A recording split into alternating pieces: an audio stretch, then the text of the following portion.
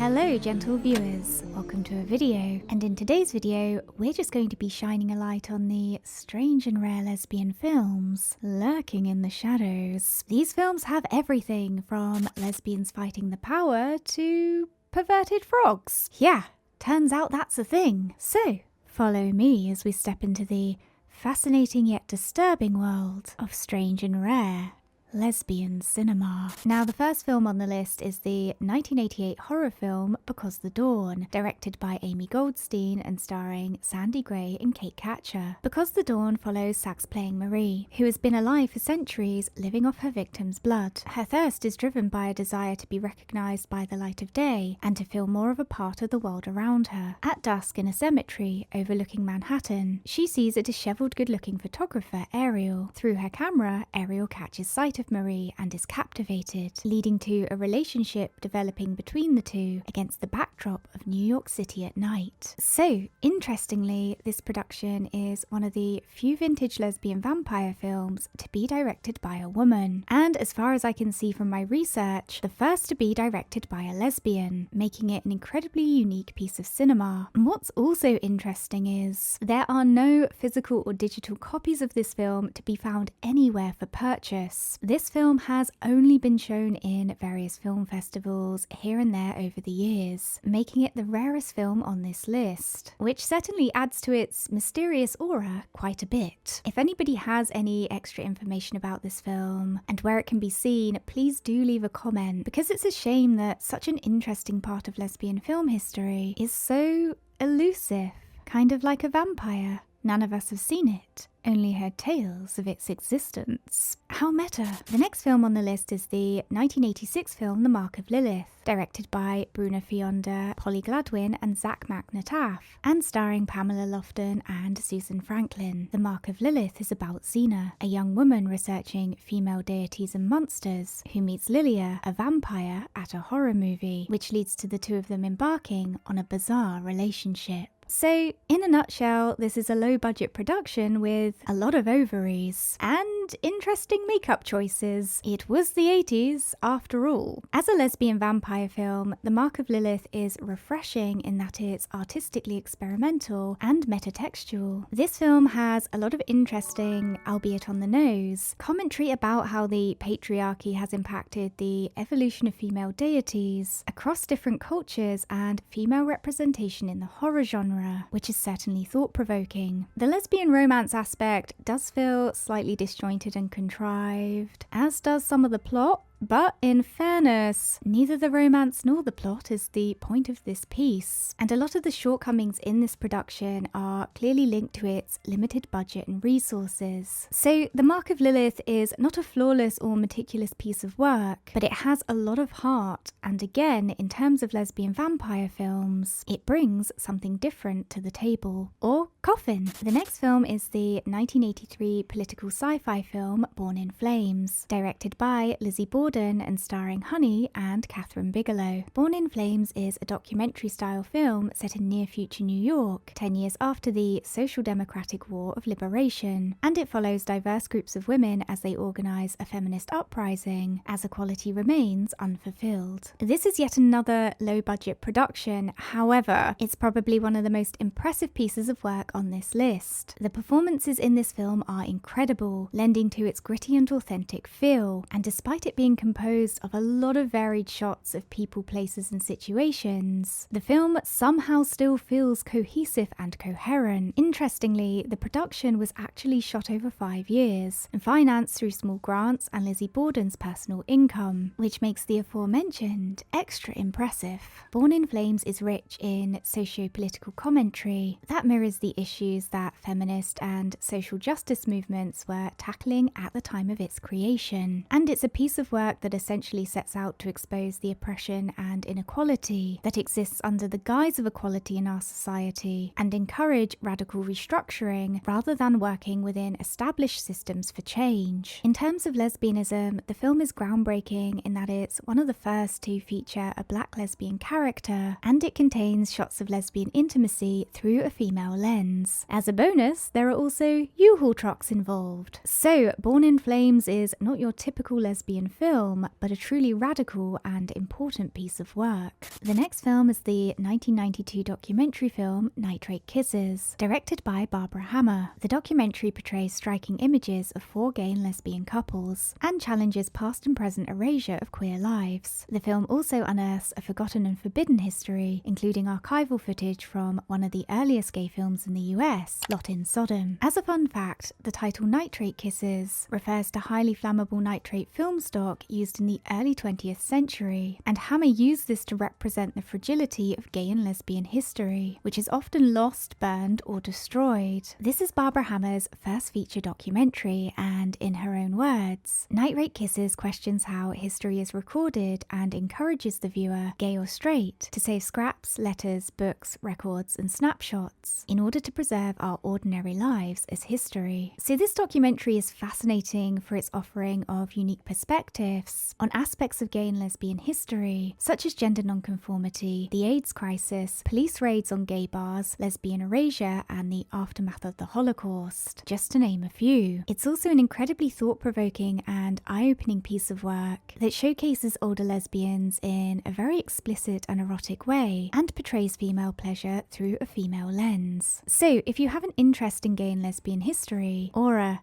pensioner kink, this documentary could be for you. The next film on the list is the 2011 sci-fi comedy film Codependent Lesbian Space Alien Seeks Same, directed by Madeleine Olnek and starring Lisa Haas and Jackie Monahan. Codependent Lesbian Space Alien Seeks Same follows the adventures of lesbian space aliens on the planet Earth. It tells the story of a romance between Jane, a shy greeting card store employee, and Zoinks, the woman Jane does not realize is from outer space, as 2 government agents are closely tracking them while harboring their own secrets. This has to be by far my most favorite film on this list. It is another low-budget production, but it's quirky, funny, and well made. It's kind of like a cheap lesbian sci-fi version of What We Do in the Shadows, and by that description, you know that it slaps. I mean, the concept for this film is such a breath of fresh air for lesbian cinema, and I loved every second of it. It was nice to smile during a lesbian film instead of feeling traumatized, you know? The performances are fantastic, and despite the unserious and comedic aspects of the film, it contains some incredibly profound messaging about love, loneliness, otherness, and lesbian experience. I've never seen anything like this in lesbian cinema before. You might even say that it's out of this world. Don't worry, I'll see myself out. The next film is the 1987 comedy drama film I've Heard the Mermaids Singing, directed by Patricia Rozema and starring Sheila McCarthy and Anne-Marie MacDonald. The film follows scatterbrained Polly, who gets a job as a secretary in Gabrielle's art gallery. Polly aspires to be a professional photographer and idolizes Gabrielle for her artistic ability. When Gabrielle rekindles an old romantic relationship with the younger painter Mary, Polly becomes jealous and discovers Gabrielle isn't exactly who she claims to be. A couple of fun facts about this film. Firstly, the title of it is a reference to a line from T.S. Eliot's poem, The Love Song of J. Alfred Prufrock. And secondly, the use of Leo Delibes' music score Lakme the Flower Duet was also used in the 1983 film The Hunger, creating a lesbian cinematic link between the two. So the positives of this film are its narrative is certainly unique in terms of lesbian cinema, and it's also brimming with symbolism and rich visual storytelling, as is signature to Patricia Rozema's work. And oh boy, does that woman love her symbolism. I've Heard the Mermaids Singing is also notable in that it's centered on a woman defining her own narrative, which is important in that it challenged the way women were consumed in the male-dominated film industry at that time. And as a bonus, it also features a hot older French woman with a young butch lover, which is what dreams are made of. My dreams, specifically. However, as much as I can appreciate what this film represents, to me, the pacing felt sluggish and something just wasn't clicking into place with this film, which made it hard for me to stay engaged. That said, I appreciate the vision that Rozema had with this production, and I get the feeling it was a necessary artistic stepping stone towards her creation of When Night is Falling, which contains one of the greatest lesbian love scenes of all time. So,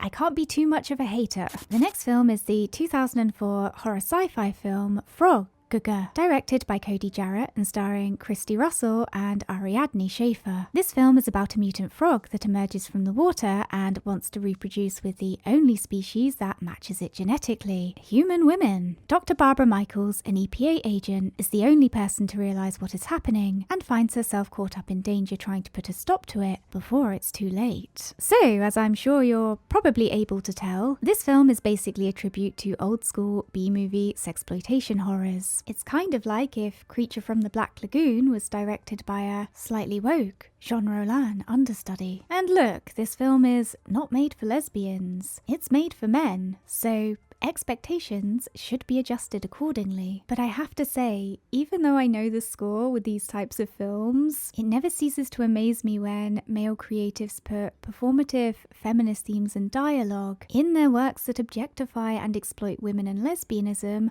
for their own gain. It's like watching a fraudster trying to sell a piece of fake artwork to a collector who knows exactly who he is. Just fascinating. Anyway, if you ignore the typical male-gazy aspects of Frog, Guga, surprisingly its portrayal of lesbianism is far less diabolical than most films from the early 2000s. For example, neither half of the lesbian couple are with men at any point in the film, and not only do they both survive, which was and still is subversive for the horror genre, but they drive off into the sunset together as a happy couple at the end. Alongside this, both Russell and Schaefer created a fairly believable connection between their characters. They weren't just giving two straight women there to get paid.jpg, all of which made the experience of watching this film as someone who does not take drugs much less painful. So yes, this film is as bad as it looks, but not necessarily in the ways you would think. The next film is the 1968 French film Therese and Isabelle, directed by Radley Metzger and starring Essie Pearson and Anna Gael. Therese and Isabelle is based on the novel of the same name by Violette Leduc, and it's about an elegant woman who pays a nostalgic visit to her old school, where she remembers her first fiery and forbidden romance. So, this film is described as artistic sexploitation, and I think that